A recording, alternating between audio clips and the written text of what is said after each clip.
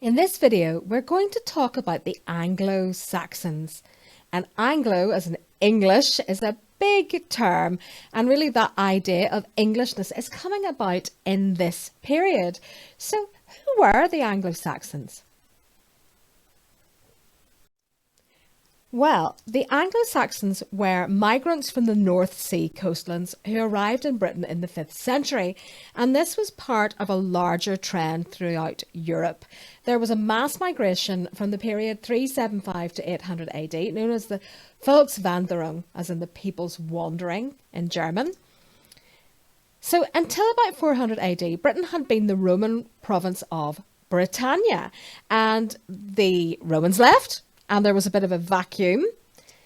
Although the historian Kenneth Dark has concluded that the sub-Roman elite, the sub-Roman period being the period after the Romans left, of course, but the sub-Roman elite retained cultural, political and military power up to about 570 AD. So there's a little bit of an overlap between the Anglo-Saxon period and the sub-Roman period.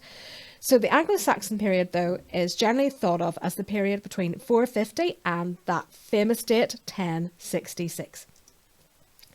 There was a mixing of Anglo-Saxons and Germanic groups and local tribes. So the population is actually a little bit varied, and it is changing during this period. And there was a flowering of art and literature during the Anglo-Saxon period. You can see an example of Anglo-Saxon art here to the right. So what was the lasting influence of the Anglo-Saxons? Why are we still interested in them? Well, 26% of the words in modern English that we speak today come from Anglo-Saxon, but they tend to be the words that we use all the time. I've just used the word the. That's an Anglo-Saxon word, for example. Now, generally, in the English language, we can say that very legal language, formal language, comes from Latin, which in the medieval period was the language of the church, and official documents would have been written in Latin. Very formal language that we would use in letters, such as, say, yours sincerely, comes from a French root, because French was the language of the court after the Normans landed. And Anglo-Saxon words tend to be coarser words, swear words. Now, the worst swear word in English is of French extraction, but a lot of the other words that you might let rip with if you drop something on your foot are basically Anglo-Saxon. So the Anglo-Saxons created regional governments known as shires, and these shires are still evident in maps of England today.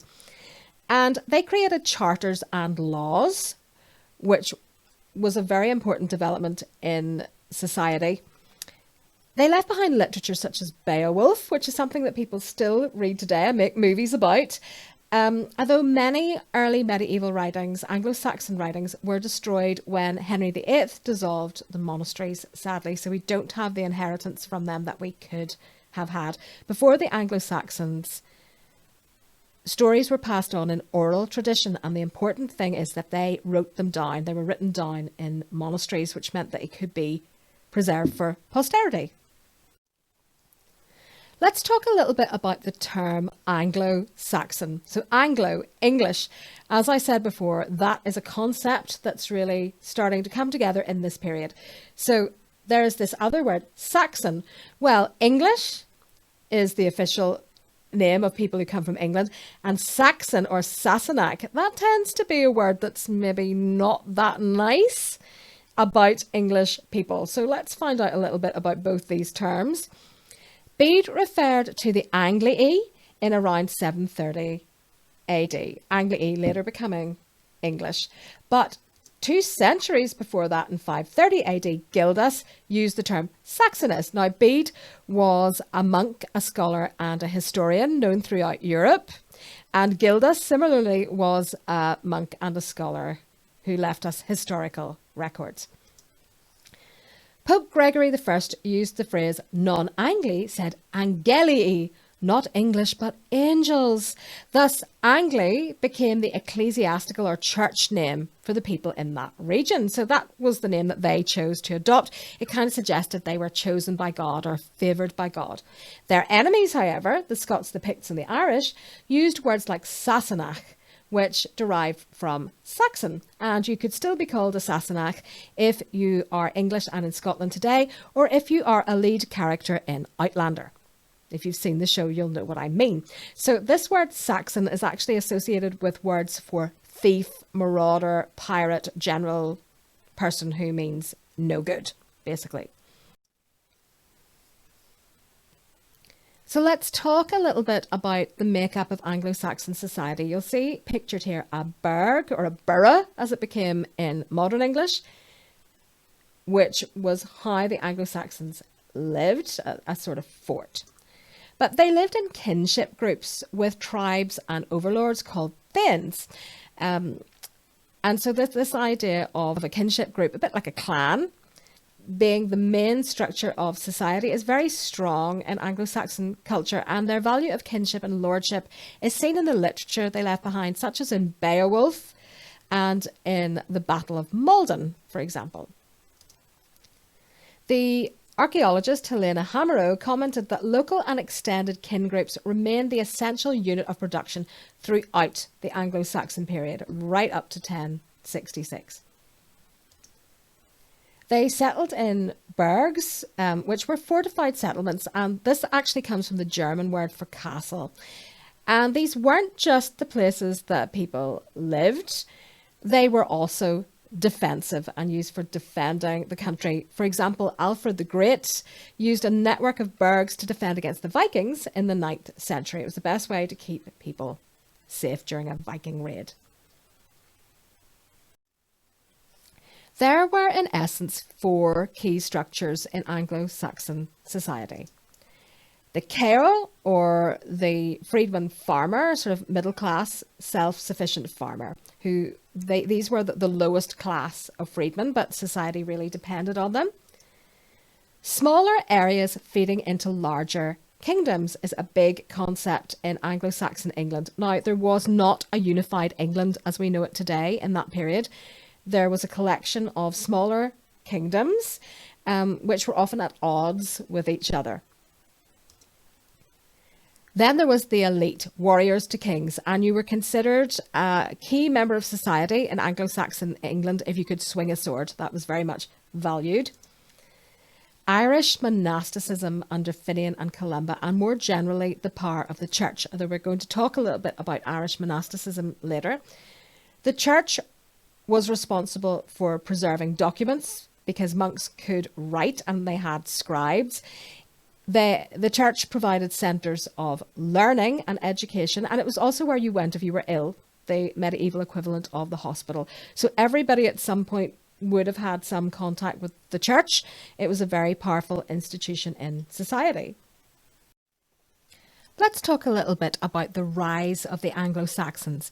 So in around 540, Gildas wrote that in the 5th century, a council of British leaders had agreed that land in southern Britain would be given to the Saxons for their aid in defending the Britons against the Picts and the Scots.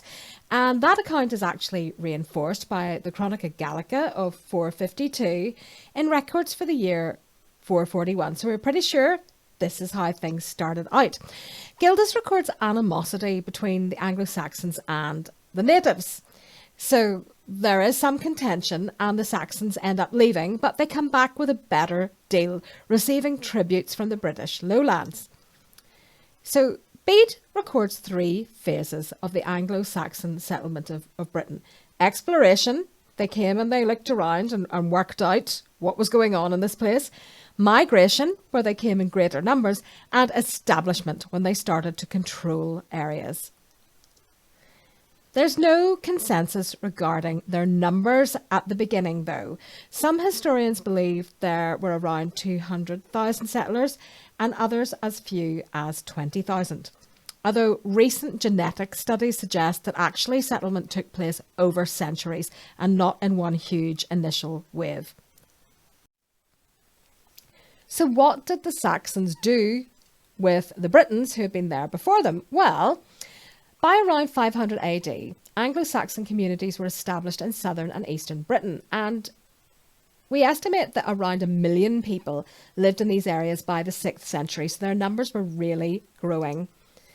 And it was traditionally believed that the Anglo-Saxons basically just wiped out the Britons, But it's possible that they outbred them, or that the Britons were more susceptible to plagues carried on Roman trading routes and therefore died of natural causes and started to die out of natural causes.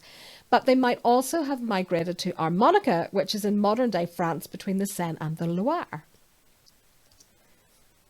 In the late 7th century, the laws of King Æthelflæd gave Britons less rights and lower status than the Anglo-Saxons. So that might have caused Britons to adopt Anglo-Saxon culture and start identifying as Anglo-Saxon, thus leading to the demise of Brittonic culture. The historian Nicholas Hyam had this to say: in circumstances where freedom at law, acceptance with kindred, access to patronage, and the use and possession of weapons were all exclusive to those who could claim Germanic descent, then speaking Old English without Latin or Brittonic inflection had considerable value. So I said earlier on that we'd talk about Irish monasticism and an important place called Iona. So in the year 565, a monastery was founded on the Scottish island of Iona, and it became what Professor Emeritus Peter Brown at Princeton University calls an unusually extensive spiritual empire, stretching from western Scotland deep to the southwest into the heart of Ireland and to the southeast. It reached down throughout northern Britain through the influence of its sister monastery, Lindisfarne. So basically, remember, there is no united kingdom at that point in history. So this Christianity is tying the kingdoms together, creating this common thread. So Iona had been settled by the Irish monk Columba, also known as Saint Columba, who had been sent by his mentor, Saint Finian. So way back in the mists of time, as Roman Britain was drawing to its end, a young lad called Patrick was captured by the Irish and became a slave in Ireland, and he escaped from Ireland but later returned to spread Christianity. So here the Irish are bringing Christianity back to England, and in bringing Christianity they don't just bring a religion, though of course that was something very, very important that they brought. They bring the learning of Greek and Latin and the ancient world, education. They bring innovations in technology.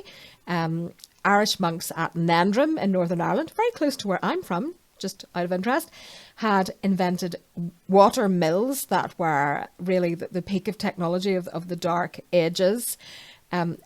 All kinds of things associated with civilization and socialization came with these Irish monks. Actually, Dan Snow recently did a very interesting programme for the BBC that you might still find on iPlayer called How the Irish Civilised Britain, and it very much focuses on this period. So by the year 597, Columba had died and St Augustine landed on the island of Thanet, having been sent by Pope Gregory I to evangelise the kingdom of Kent. Now, why specifically Kent of all the English kingdoms? Well, St Augustine heads to the capital established by King Ethelbert, Canterbury. Canterbury, of course, still associated with Christianity, the Archbishop of Canterbury being the spiritual leader of the Church of England, its head, of course, being the Queen. But the reason that he headed to Canterbury was that Ethelbert's wife, Queen Bertha, was the Christian daughter of Charlemagne I, the King of Paris. And so she possibly was considered to have been a likely ally in this mission, and so Kent was chosen. Ethelbert converted and churches were built and a wide-scale conversion to Christianity began.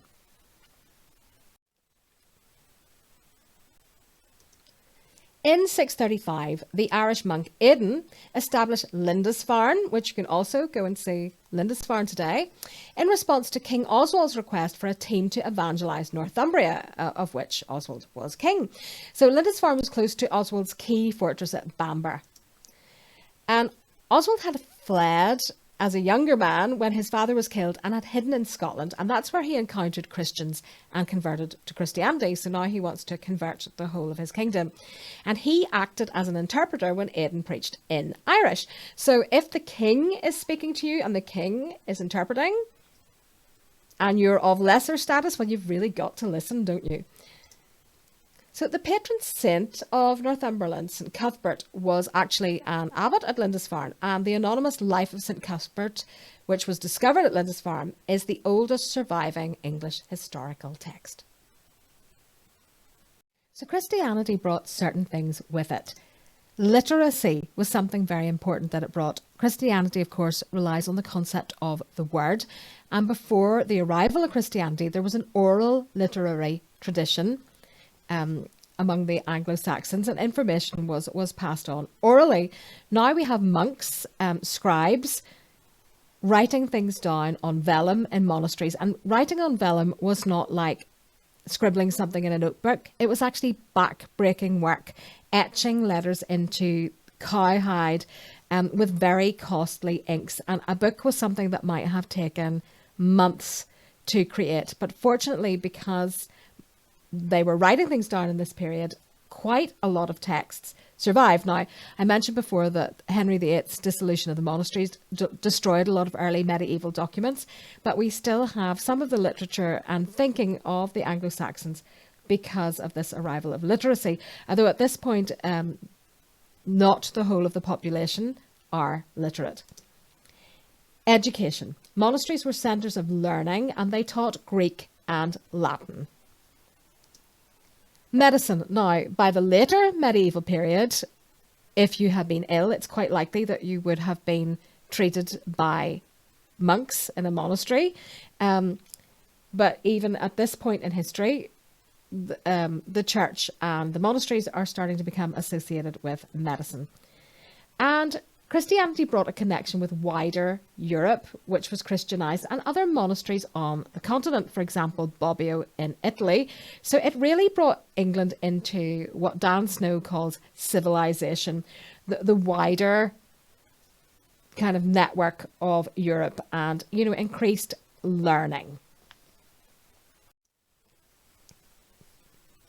Lindisfarne, very beautiful. Anglo-Saxon monasteries included double monasteries, and that was something that only Anglo-Saxon monasteries featured. It didn't happen on the continent, and these were where monks and nuns lived separately, but they shared a church in the middle, and they were governed by abbesses who were among the most powerful women in Europe.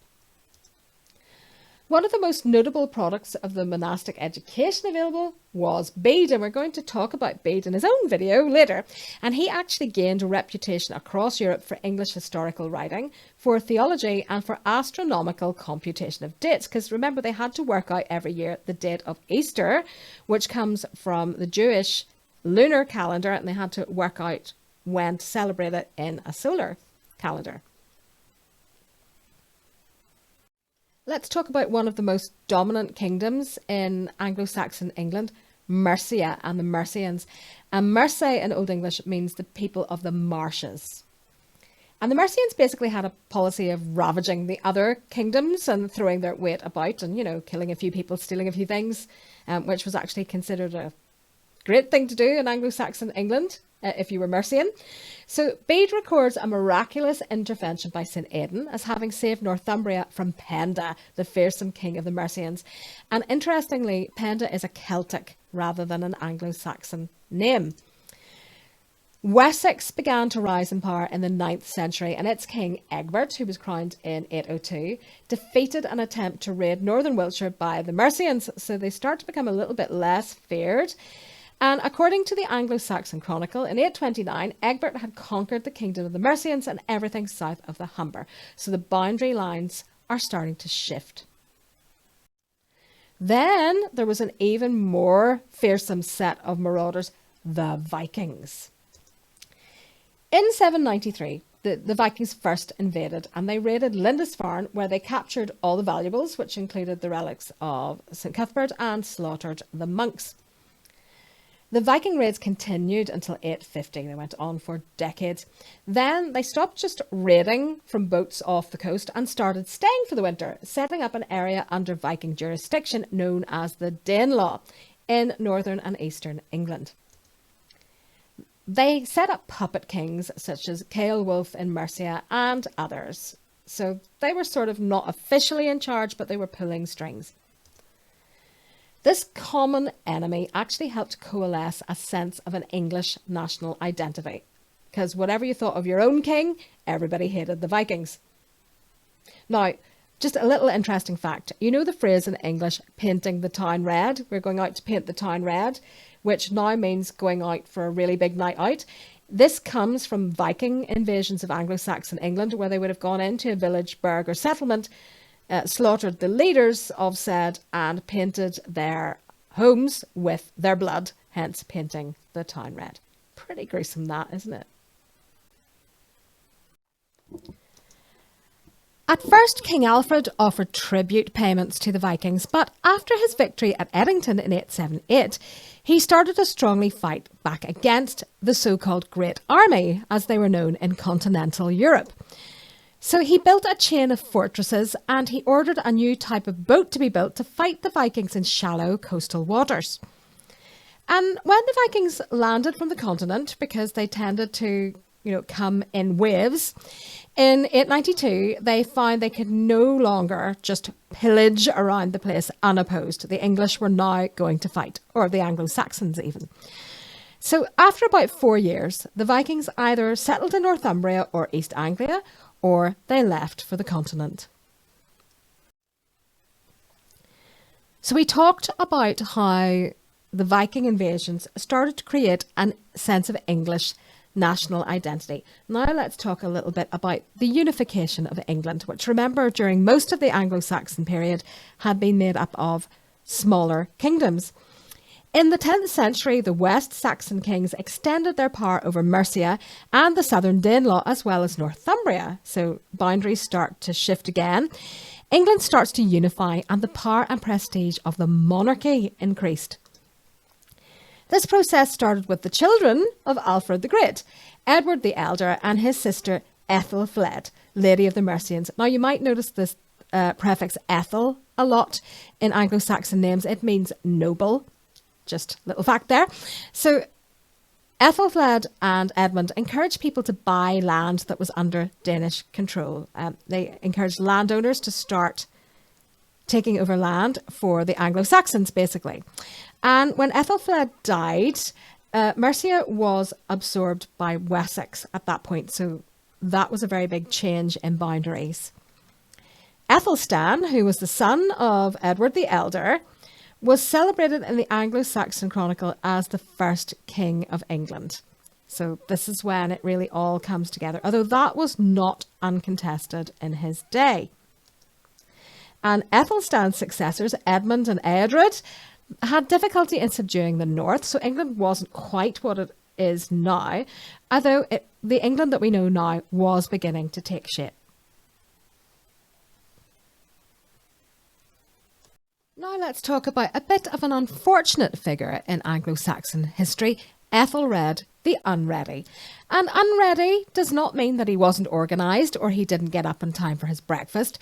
In Old English, in Anglo-Saxon English, the word read means wisdom, spirituality, good leadership. It's a bit like pietas in Latin. So a sense that you would be an all-round good guy if you could be described as having this red.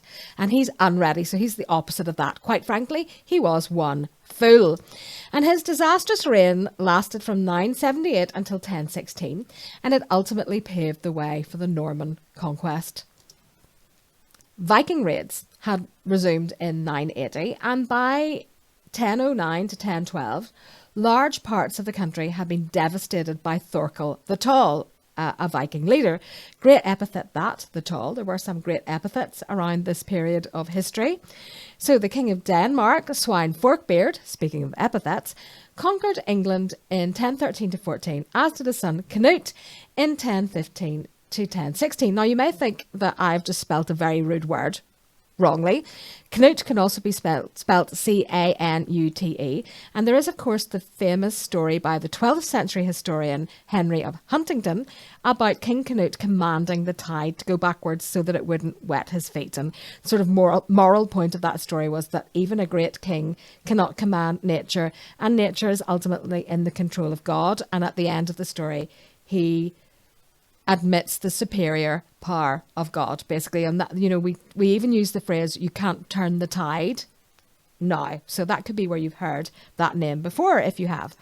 So during this time, Æthelred provided pretty inadequate leadership. The Vikings are attacking and the people are not being governed or protected well. And the writings of Ælfric and Wulfstan suggest that people saw Viking raids as a punishment from God, not only to the people, but on their inadequate king. And they had what Malcolm Godden, the historian, calls expectations of the apocalypse. Now, if that sounds a little bit far-fetched, well, actually, the Vikings were a bit like the end of the world. They were coming in and really ravaging the place, killing people, taking food and valuables. You know, it was a serious situation. In 1016, Æthelred was succeeded by his son Edmund Ironside, another brilliant epithet there. After the English were defeated at the Battle of Assendon in October 1016, Edmund and Canute agreed that Edmund would rule Wessex and Canute would rule Mercia, the two larger kingdoms. But, conveniently for Canute, Edmund died shortly afterwards and Canute then seized power over all of England. Canute unfortunately destroyed the relationship between the monarchy and the aristocracy, so the powerful were now not bonded together but opposing each other, and that had a negative impact on national stability.